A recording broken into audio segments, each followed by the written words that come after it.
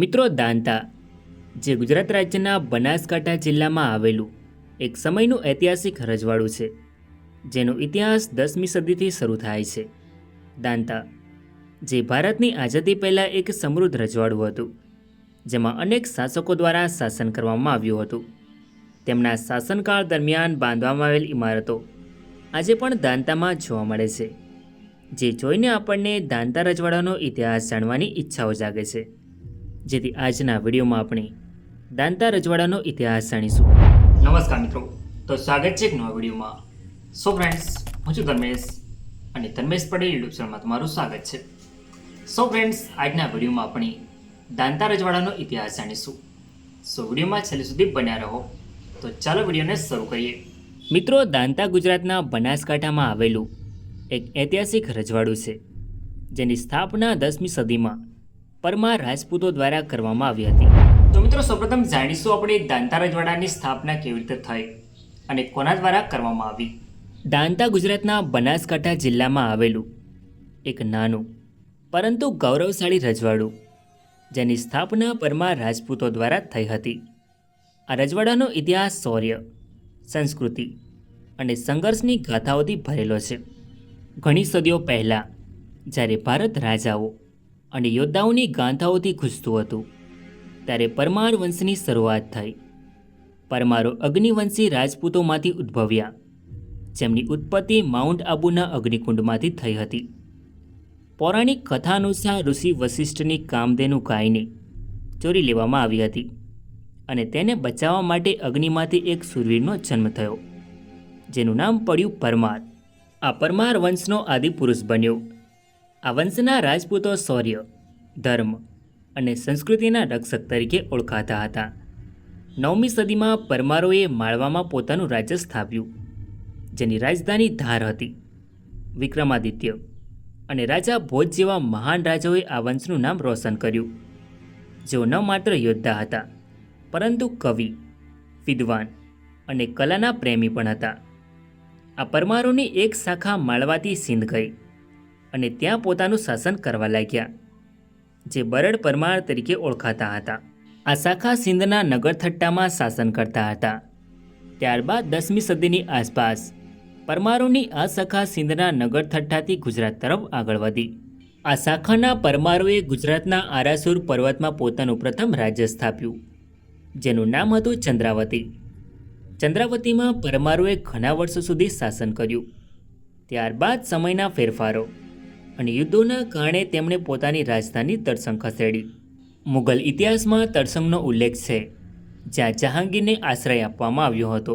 તરસંગમાં રાજધાની ખસેડ્યા બાદ પરમારોએ ઘણા વર્ષો સુધી તરસંગથી શાસન કર્યું, પરંતુ મુસ્લિમ હુમલાઓથી બચવા પરમારોએ અરવલ્લીની તળેટીમાં આવેલા દાંતા નામના સ્થળે પોતાની રાજધાની સ્થાપી. દાંતા રજવાડાનો આધારસ્તંભ બન્યો જસરાજી પરમાર, જેમણે ઈસવીસન 1068માં મુસ્લિમ આક્રમણોથી બચવા આ સ્થળ પસંદ કર્યું. દાંતાની ભૌગોલિક સ્થિતિ અનન્ય હતી. અરવલ્લીના પહાડો, ગાઢ જંગલો અને આદિવાસીઓની વસ્તીએ આ સ્થળને રક્ષણાત્મક બનાવ્યું હતું. જી હા મિત્રો, આવી રીતે શરૂઆત થઈ દાંતા રજવાડાની. દાંતા રજવાડાની સ્થાપના રાણા જસરાજી પરમારે કરી હતી. આ રજવાડાના શાસકો રાણા અને મહારાણાની ઉપાધિ મેળવતા હતા. રાણા જસરાજી પરમારે ઈસવીસન 1068થી 1069 સુધી શાસન કર્યું. ત્યારબાદ અનુક્રમે રાણા કેદારસિંહ, જસપાલસિંહ અને ત્યારબાદ ઈસવીસન 1395માં જગતપાલજીએ દાંતાની ગાદી સંભાળી. રાણા જગતપાલજીએ ઈસવીસન 1395થી 1445 સુધી શાસન કર્યું. ત્યારબાદ મહારાણા અસ્કરનજી દાંતાની ગાદી સંભાળે છે. દાંતા રજવાડાની શરૂઆતનો શ્રેય મહારાણા અસ્કરનજીને જાય છે, જેમને 1445માં દિલ્હીના શાસકો દ્વારા મહારાણાનું બિરુદ આપવામાં આવ્યું હતું. તેમના શાસનથી શરૂ થયેલો આ રાજવંશ દાયકાઓ સુધી ખેલતો રહ્યો. અસ્કરનજી એક ન્યાયી અને બહાદુર શાસક હતા, જેમણે દાંતાને એક મજબૂત રજવાડાના રૂપમાં સ્થાપિત કર્યું. મહારાણા અસ્કરનજી પછી મહારાણા વાઘજી દાંતાની ગાદી સંભાળે છે, જેમણે ઈસવીસન 1544 સુધી શાસન કર્યું. અસ્કરનજી પછી મહારાણા વાઘજીએ દાંતાની ગાદી સંભાળી. આ સમય દરમિયાન દાંતા એક નાનું રજવાડું હોવા છતાં તેની સૈન્ય શક્તિ અને વ્યૂહાત્મક સ્થિતિને કારણે પાલનપુર અને ઈડર રજવાડાને ખંડણી આપતું રહ્યું. મહારાણા વાઘજીએ દાંતાના કિલ્લાને મજબૂત કર્યો અને સ્થાનિક ખેડૂતો અને વેપારીઓને સુરક્ષા આપી. મહારાણા વાઘજી પછી તેજપાલજી ગાદી પર આવે છે. તેજપાલજીના શાસન દરમિયાન દાંતાએ પોતાની સૈન્ય શક્તિ વધારી અને દાંતાને એક સ્થિર રજવાડું બનાવવામાં મહત્વનું યોગદાન આપ્યું. ત્યારબાદ અનુક્રમે મહારાણા જેમલજી, પ્રતાપસિંહ, માનસિંહજી અને ગાદસિંહ દાંતા રજવાડાની ગાદી પર શાસન કરે છે. આ શાસકોના શાસન દરમિયાન દાંતા પ્રગતિ કરતું રહ્યું, પરંતુ બાહ્ય આક્રમણોનો પડકારોનો સામનો કરવો પડ્યો. મહારાણા ગાદસિંહે ઈસવીસન 1687 સુધી શાસન કર્યું. ત્યારબાદ તેમનું અવસાન થાય છે. ત્યારબાદ ઈસવીસન 1687માં તેમના પુત્ર મહારાણા પૃથ્વીસિંહ દાંતાની ગાદી પર આવે છે. દાંતાના મહારાણાઓએ પડોશી રજવાડાઓ ખાસ કરીને રાઠોડોના ઈડર રજવાડા સાથે યુદ્ધો લડ્યા. આ યુદ્ધોમાં દાંતાના કેટલાક દૂરના વિસ્તારો છીનવાઈ ગયા.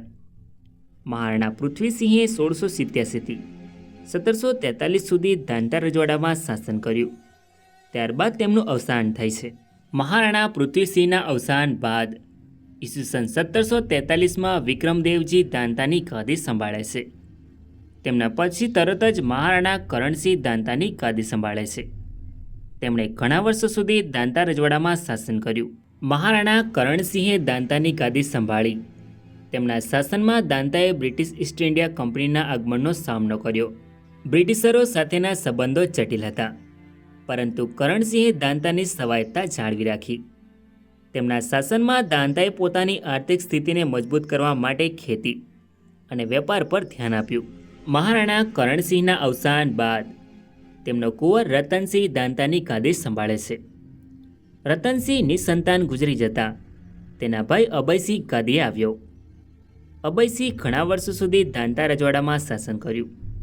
ત્યારબાદ ઈસવીસન 1795માં તેમનું અવસાન થાય છે, જેથી તેમનો પાટવી કુંવર માનસિંહજી દાંતા રજવાડાની ગાદી પર આવ્યો, જે ઈડરના રાવ ગંભીરસિંહે મેવાસી લોકો પર ચડાઈ કરી હતી ત્યારે રાવની મદદે ગયો હતો. તેમણે 5 વર્ષ શાસન કર્યું. ત્યારબાદ ઈસવીસન 1800માં તેમનું અવસાન થયું, જેથી તેમના ભાઈ જગતસિંહ દાંતાની ગાદી પર આવ્યા. મહારાણા જગતસિંહ તેમના શાસનના કેટલાક સમય પડોશના ઠાકોરોની સાથેના દંગાઓમાં ગયા હતા. તેમના શાસનકાળ દરમિયાન કુંડલના ઠાકોર સરદારસિંહ અપુત્ર મરણ પામતા તેમના 5 ગામ તેમણે ખાલસા કર્યા. એ વખતે ભવજી જીતા નામના ઠાકોરે મિલકત માટે વારસા હકથી દાવો રજૂ કર્યો. એને નાસીપાસ કરવાથી એ પાલનપુર ગયો. એની સાથે મહારાણાનો જૂનો એક નોકર મેરુસિંહ નામનો વૃદ્ધ જમાદાર પોતાને થયેલા મન દુઃખને કારણે ગયો. પાલનપુર જઈ ભવજીએ અંગ્રેજ રેસિડન્ટ માઇલ્સને અરજ કરી કે જગતસિંહ અને હું બંને કુંડલના સરખા હકદાર છીએ, છતાં તેમણે બધી મિલકત બતાવી પાડી છે, પણ હું એ ગામ અંગ્રેજ સત્તાને બક્ષિસ કરવા ચાહું છું. ત્યારબાદ જગતસિંહને આની જાણ થતાં અંગ્રેજ સત્તાને રાજ્યની પેદાશમાંથી 7 આણી ભાગ આપવાનું જણાવી પક્ષમાં લેતા ભવજી નિરાશ થઈ પાલનપુર રાજ્યમાં દિવાન ફતેખાનજીને ત્યાં નોકરીમાં રહ્યો. આ પછી જગતસિંહે ભવજીને કરણપુર ગામ આપી સંપ કર્યો. મહારાણા જગતસિંહે ઈસવીસન 1800થી 1823 સુધી દાંતા રજવાડામાં શાસન કર્યું. ત્યારબાદ તેમનું અવસાન થાય છે. ત્યારબાદ મહારાણા નહરસિંહ દાંતા રજવાડાની ગાદી પર આવે છે. તેઓ જગતસિંહના પુત્ર હતા. મહારાણા નહરસિંહે ઈસવીસન 1823થી 1847 સુધી શાસન કર્યું. ત્યારબાદ તેમનું અવસાન થાય છે. મિત્રો, મહારાણા નહરસિંહને 2 પુત્રો હતા, ઝાલમસિંહ અને હરિસિંહ, અને એક પુત્રી હતી, દૌલતકુમારી. જેથી તેમના પુત્ર ઝાલમસિંહ દાંતા રજવાડાની ગાદી પર આવે છે. મહારાણા ઝાલમસિંહ વર્ષ 1847માં દાંતા રજવાડાની ગાદી પર આવે છે. તેઓ નહરસિંહના પુત્ર હતા. મહારાણા ઝાલમસિંહે વર્ષ 1847થી 1859 સુધી દાંતા રજવાડામાં શાસન કર્યું હતું. ત્યારબાદ તેમનું અવસાન થાય છે, જેથી તેમના પુત્ર સરદારસિંહ દાંતા રજવાડાની ગાદી પર આવે છે. 19મી સદીના મધ્યમાં મહારાણા સરદારસિંહે દાંતાનું શાસન સંભાળ્યું. આ સમય દરમિયાન બ્રિટિશ શાસનનો પ્રભાવ વધ્યો હતો. અને દાંતા બરોડા અને ગુજરાત સ્ટેટ એજન્સી હેઠળ આવ્યું. મહારાણા સરદારસિંહે ઈસવીસન 1859થી 1860 સુધી દાંતા રજવાડામાં શાસન કર્યું. ત્યારબાદ તેમનું અવસાન થાય છે. તેમને કોઈ સંતાન ન હોવાથી તેમના કાકા હરિસિંહ દાંતાની ગાદી પર આવે છે. મહારાણા હરિસિંહ વર્ષ 1860માં દાંતા રજવાડાની ગાદી પર આવે છે. તેઓ ઝાલમસિંહના ભાઈ અને નરસિંહના પુત્ર હતા. મહારાણા હરિસિંહ એક ન્યાયી અને લોકપ્રિય શાસક હતા. તેમણે દાંતાના ગામડાઓમાં શિક્ષણ અને આરોગ્ય સેવાઓને પ્રોત્સાહન આપ્યું. તેમના શાસનમાં દાંતાએ બ્રિટિશ શાસનની નીતિઓનો સામનો કરતા પોતાની સંસ્કૃતિ અને પરંપરાઓને જાળવી રાખી. મહારાણા હરિસિંહે વર્ષ 1860થી 1876 સુધી દાંતા રજવાડામાં શાસન કર્યું હતું. ત્યારબાદ તેમનું અવસાન થાય છે, જેથી તેમના પુત્ર જસવંતસિંહ દાંતાની ગાદી સંભાળે છે.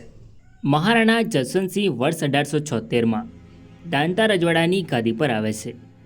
તેમનો જન્મ 14 ઓક્ટોબર 1850ના રોજ થયો હતો.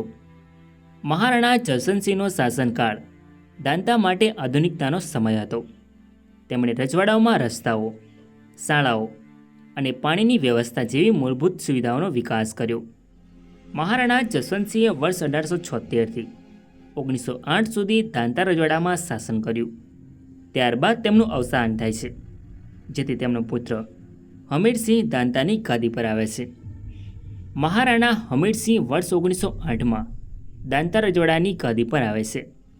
તેમનું શાસન 1908થી 1925 સુધી ચાલ્યું અને આ સમયગાળો બ્રિટિશ શાસન હેઠળ ભારતના રજવાડાઓ માટે પડકારજનક હતો. તેમના શાસન દરમિયાન દાંતા રજવાડું બ્રિટિશ રાજની પરોક્ષ સત્તા હેઠળ હતું. 1893ના રેકોર્ડ મુજબ દાંતા રજવાડું 70 ઘોડેસવારો અને 67 પાયદળ નાના સૈન્ય ટુકડી ધરાવતું હતું. મહારાણા હમીરસિંહજીનું 1925માં અવસાન થયું, જેથી તેમના પુત્ર ભવાનીસિંહે શાસન સંભાળ્યું. મહારાણા ભવાનીસિંહજીનો જન્મ 12 સપ્ટેમ્બર 1899ના રોજ થયો હતો. તેઓ 20 નવેમ્બર 1925ના રોજ દાંતાના મહારાણા તરીકે ગાદીએ બેઠા. ભવાનીસિંહ એક ધાર્મિક વ્યક્તિ તરીકે જાણીતા હતા. તેમણે રજવાડાના લોકોના કલ્યાણ માટે અનેક કામો કર્યા. તેમના શાસન દરમિયાન દાંતામાં વહીવટ અને સામાજિક સુધારાઓ પર ધ્યાન આપવામાં આવ્યું હતું. મહારાણા ભવાનીસિંહે વર્ષ 1925થી 1948 સુધી દાંતા રજવાડામાં શાસન કર્યું હતું. મહારાણા ભવાનીસિંહ દાંતા રજવાડાના છેલ્લા શાસક હતા. ભારત દેશમાં 1947 સુધી અંગ્રેજોનું શાસન રહ્યું હતું. ત્યારબાદ 1947માં ભારત દેશ અંગ્રેજોના શાસનમાંથી આઝાદ થયો. ત્યારે ભારતનું વિભાજન થયું. ત્યારે ભારતના ભૂતપૂર્વ મૂળ રાજ્યોને નવા રચાયેલા ભારત સંઘ અને પાકિસ્તાન ગમે તે એકસાથે જોડાવાનો વિકલ્પ આપવામાં આવ્યો હતો. ત્યારે દાંતા રજવાડાના છેલ્લા શાસક મહારાણા ભવાનીસિંહે 30 જાન્યુઆરી 1948ના રોજ દાંતા રજવાડાને ભારત સંઘમાં સામેલ કર્યું, જે આજે ગુજરાત રાજ્યના બનાસકાંઠા જિલ્લાનો દાંતા તાલુકો છે. મિત્રો, દાંતાના રાજવી પરિવારનું જૂનું નિવાસસ્થાન જૂના મહેલમાં રહ્યું હતું, જ્યારે વર્તમાન રાજવી પરિવાર ભવાની વિલા પેલેસમાં રહે છે. દાંતા રજવાડાના પરમાર શાસકો અંબાજી માતાના પરમ ભક્ત હતા અને તેઓ અંબાજી મંદિરના સંચાલનની જવાબદારી સંભાળતા હતા. આઝાદી પહેલાં અંબાજી મંદિરનું સંપૂર્ણ વહીવટ અને નિયંત્રણ દાંતા સ્ટેટ પાસે હતું. આઝાદી બાદ તે ટ્રસ્ટ દ્વારા સંચાલિત થયું. દાંતા રજવાડું કુલ 347 ચોરસ માઇલ વિસ્તારમાં ફેલાયેલું હતું, જેમાં 360 ગામોનો સમાવેશ થતો હતો અને 1941માં કુલ વસ્તી 31,110 હતી. દાંતા ઉત્તરમાં સિહોરી રજવાડું, પૂર્વમાં ઈડર અને દક્ષિણમાં સુદાસના અને પશ્ચિમમાં પાલનપુર રજવાડાથી ઘેરાયેલું હતું. મિત્રો, આ છે દાંતા રજવાડાનો ધ્વજ, જે તમે સ્ક્રીન પર જોઈ શકો છો. જ્યારે આ છે દાંતા રજવાડાની ટપાલ ટિકિટ. જ્યારે આ છે દાંતા રજવાડાનો સિમ્બોલ, જે તમે સ્ક્રીન પર જોઈ શકો છો. સો ફ્રેન્ડ્સ, આ તો દાંતા રજવાડાનો ઇતિહાસ. આઈ હોપ કે તમને આ વિડીયો ગમ્યો હશે. સો વિડીયોને લાઇક કરીને કમેન્ટમાં તમારો અભિપ્રાય જરૂર લખો અને ચેનલમાં નવા હોય તો આવા જ વિડીયો જોવા માટે ચેનલને સબસ્ક્રાઈબ જરૂર કરો. તો મળીએ એક નવા વિડીયોમાં. ધન્યવાદ.